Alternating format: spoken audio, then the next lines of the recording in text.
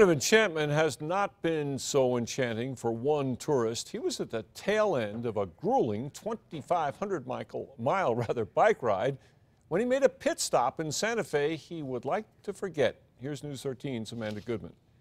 Dick, the young Canadian man was just a few hundred miles from the finish line when he got caught up in one of the city difference biggest problems. Colin Sproul is a long way from home. The 25-year-old left Calgary in mid-August, setting out for an adventure on his bicycle.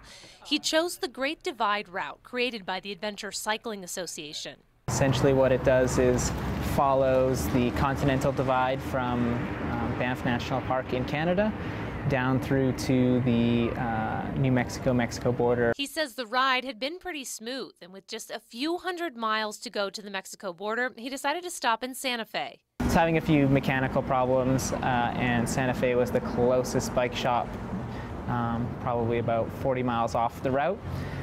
So I cycled out here to seek repairs. Last night, Sproul says he rode over to this Kmart on St. Michael's Drive to pick up some batteries. He says he was in and out and that he thought his bike would be okay. Unfortunately, it was not locked up, so foolish mistake on my part, pretty classic bike error. Someone capitalized on that error and rode off with Sproul's bike and the bags that were on it. Actually saw the person riding away on my bike.